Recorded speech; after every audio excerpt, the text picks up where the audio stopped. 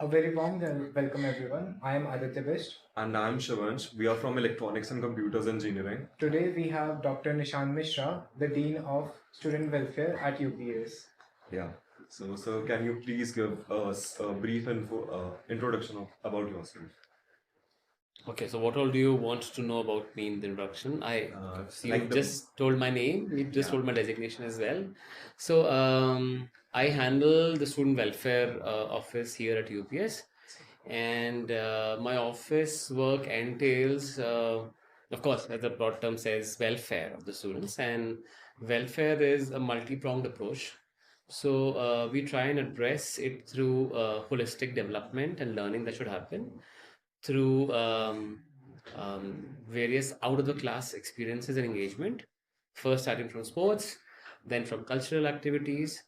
Then, of course, we'll also have to provide a central help desk, wherein, if in case a student has a problem and she doesn't know where to go, they can come to a help desk and we'll try and give them a solution there, or we help them connect with a particular department or a person to reach out to.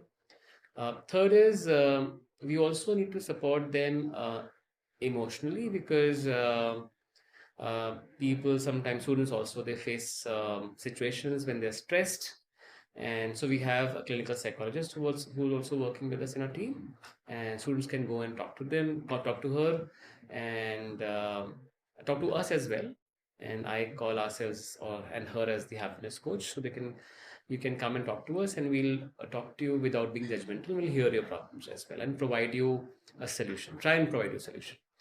And the fifth one is about the student conduct.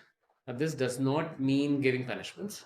This is about how you bring back the student to the main fold. If in case he or she has deviated from the so-called regular normal path, which is harmful for themselves and to the society and to this community, student community at large. So we try and preserve that entire thing as part of the larger umbrella of student welfare. And so, how did your career started in this particular field? In this particular field, okay, so it all started with the passion and with the intention of making a difference, doing something different. I was working with software companies earlier. I worked with Capgemini, DXC Technologies, and then one fine day, I found my calling that it is through academics, wherein I'll also get to learn a lot because while in academic environment, learning happens. Though learning can happen everywhere that I feel like, but then it's more conducive for learning, and I'll probably be in touch with younger minds, and that will keep me young at heart and here as well. So therefore, I decided to take a plunge, and when I joined academics, I found that, of course, from I could be in touch and could reach out to a larger student audience and community if in case I do something which is outside the classroom. So, of course, inside the classroom, I was a professor, though I'm still a professor. But again, you can interact with only that limited amount of audience that comes to your class. But if in case you would want to touch base with the larger student community, I think Student Welfare Office was one such place wherein it gives you a chance to be in touch with a lot of students. And as I said in my first statement, desire to make a difference. I can probably, through some means, make a difference there. So therefore, I decided to take that plunge and handle Student Welfare Office. Okay, so sir, what were the key milestones of your turn or the turning points in your life that led you to this point of life? Okay, so one I've already mentioned that I wanted to make a difference, and I because what I believe is that much of the learning happens outside the classroom. When we're talking about holistic development, that is the complete all-round development of a particular individual. Okay, he or she needs to be trained outside the classroom about other aspects, how to work well within teams. Now, once you graduate, you'll be working in teams with whatever company that you're joining, or if in case you're starting your own, right? You need to know how do I need to work with individuals. So therefore, you come out of the class and you join a club, committee, society, and you directly work with the student welfare office. Also, you also get to learn about how do you plan things in advance, right? So that learning also happens. So therefore, I thought that if in case I need to make a difference, this is one more that I can do. So the key milestone was there was no milestone as such, but this thought which was there deep inside me that I want to interact with larger student community and of course the entire student community. That was the turning point that I decided let me try my hands at the student welfare department as well, student affairs, student welfare, in whichever that I can be in touch with them. One milestone could be the fact that I started this journey by being the faculty advisors of a few clubs, societies, and chapters. As I said, I'm a mechanical engineer myself, and my master's is into hydropower energy, and my PhD is into renewable wind energy, and I work a lot in the field of robotics and automation as well. So and I was an automobile enthusiast also. So I started a few clubs which were into field of robotics, automation, and automotive technologies, that is automobile engineering. And when I started guiding them, so I thought that of course we teach them automobiles inside the classroom. We also take them to the labs. But now when we are asking them to make an automobile which is an all-terrain vehicle or a solar powered vehicle or a hybrid tricycle, this is where the actual learning is happening, because they are actually able to translate whatever they learned in the classroom to a real lifetime project. And that is what I thought, let me take this to a higher level. And so that is one milestone that I would say that inspired me to take up this role. So as each and everything happens like practically, theory doesn't work that much. So how do you like initiate those type of things, like for that practicality and all? Right. So I have a tagline: get your hands dirty. You won't learn unless and until you get your hands dirty. Plunge into the water and you learn swimming. Okay, of course, as a faculty advisor, as a mentor, we'll be there as mentors. If in case you're drowning, we'll pull you by your hair and lift you up in case you're drowning. But at least try.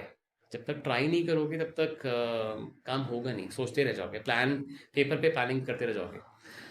And then just to give you again a very good example about automobile engineering itself or drone or automation, now because you're from electronics and computer science, there's a drone workshop that's happening right now, right?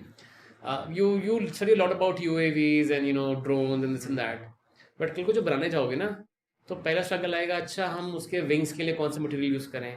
Now that of course lot of research has already been done, so you know कि अब हमें carbon fibre का लेना है and then we will to do it, right. क्या हम इसको कैसे ट्रेन करें, कहाँ पे इसका हम ब्रेन लगाएं, कहाँ पे कौन सा माइक्रो प्रोसेसर लगाएं, अलग अलग टेक्नोलॉजीज में. अगर रोबोटिक्स पे काम कर रहे हो तुम कौन सा आर्डिनो बोर्ड यूज़ करें या रास्पबेरी पाई यूज़ करें, right. So this will only come once you start doing things, right. Paper में तो लगता है कि हाँ कर लो, but then you start doing things, then you face challenges. कई बार आपको okay of course you planned the material, but then material is not available in the market. What do do, how do you procure it, कहाँ से उसको arrange करोगे. Okay, so you find vendors, you go to the market again, go and do an online research. Again, that material is available at two different rates. How do you plan and how do you fix on that particular? So again, that teaches you a lot. So as I said, the mantra is get your hands dirty, and you know how things works. And what made you overcome the failures that you had in your career? Failures, I think, is part and parcel of everything that we do, right? Because there's certain amount of uncertainty that's there always. In everything that we do, there's certain amount of uncertainty. Do you prepare for exigencies? You do prepare for exigencies, but then sometime or the other, there'll be some challenge which you would have not foreseen, right? So failures I always see as part of learning, and I think this is what everyone does, right? So rather than going all melancholy over it and then mourning over it, and so you just can probably take learnings and start afresh. Okay. And so this is how everyone overcomes their failures. I have had all my own share of failures when I was designing my first automobile. Just by we had overlooked one rule. We had a 100-page rule book, and then in just we missed one of the statement, and we did not see the dimension of the pipe that we were using. It was less by 0.5 mm. We got disqualified. But then that was a learning for us, and I made a quality team from next time onwards, so that in the entire team there'll be one quality team which will be there to have checks and balances at each point, and that made us the winners next time. So failures do come, but if in case we take them as learnings, success is guaranteed. So, as you have listed one of your failures, we would like to know what were more failures, like how you got to know like more learnings in your life. Okay. So as I said, that failures may happen, and also one smarter way. Yeah. One way is that all of us teach us that ki theek hai, learn from mistakes. Another smart way is to learn from others' mistakes. So do your background research quite well. Right? If in case you're starting a project or starting doing something, study as much as you can of what projects are similar that has happened already.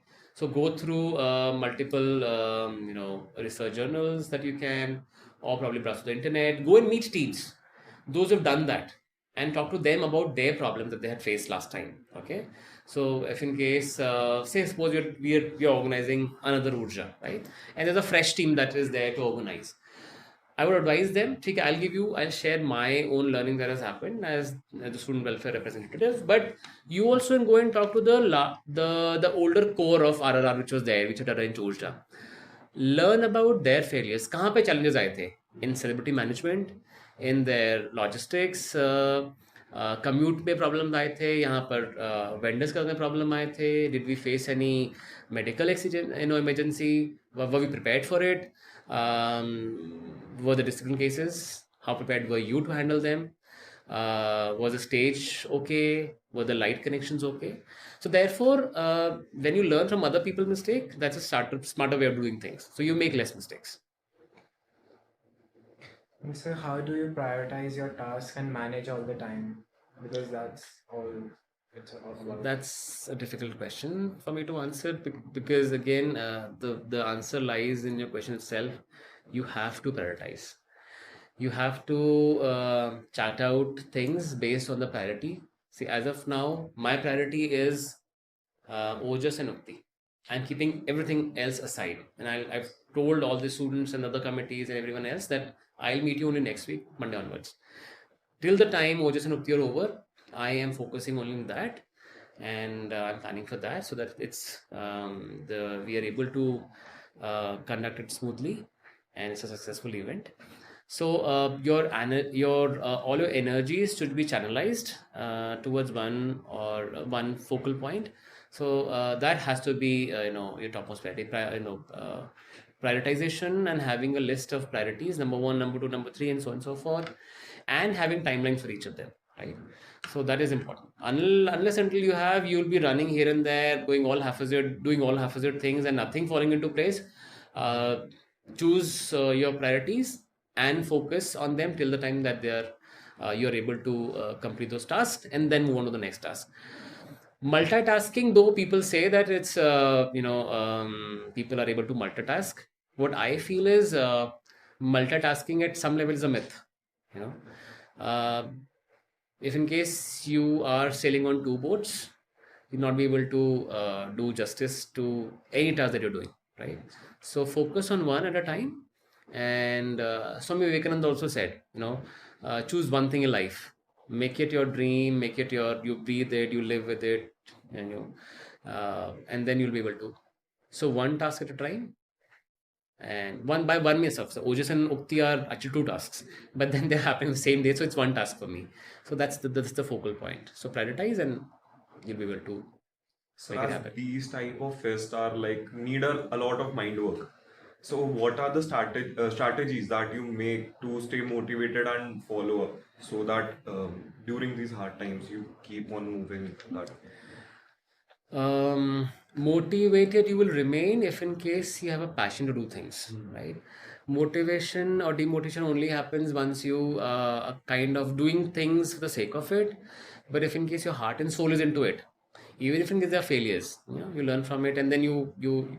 So as far as strategies are concerned, as I said, we do make a plan, right? We call all the stakeholders, not just the student committees. So, say for instance, I won't just call Team Spirit, which is a sports committee, or RRR, which is a cultural committee, or that particular club, say Avishkarnam in this case, or my Disblue office. I also involve the admin team. I also involve the security team, because they're also the stakeholders, right? If in case one of them is not into the larger scheme of things, then we don't actually we won't be able to conduct the event smoothly that we would want. So a detailed plan which involves all the stakeholders should be done beforehand, and also plan for some kind of exigencies, right? Have a plan B. Every time have a plan B, right? If in case plan B also fails, then you have to come up with plan C then and there, but then at least have a plan B, right? So that kind of strategy that you make beforehand, you'll be able to achieve what you want to achieve successfully. And also when you have a backup, a plan B, you already kind of um, you have an assurance that ठीक है, in case this does not work, I'll have a plan B. So I'll have a fallback option. Have a fallback option, which will keep you motivated. And also, as I said, in case you have a passion for something that you're doing, you'll always remain motivated. Do only that what you love to do, right? So I chose this profession because I loved interacting with students. I loved learning new things. I loved teaching, and I loved to have or touch base with as many students as I can to make a difference. So that is my that is my passion, and that is what keeps me motivated all the time. Sir, as you have to manage a huge amount of crowd in these type of times, so how do you do that? I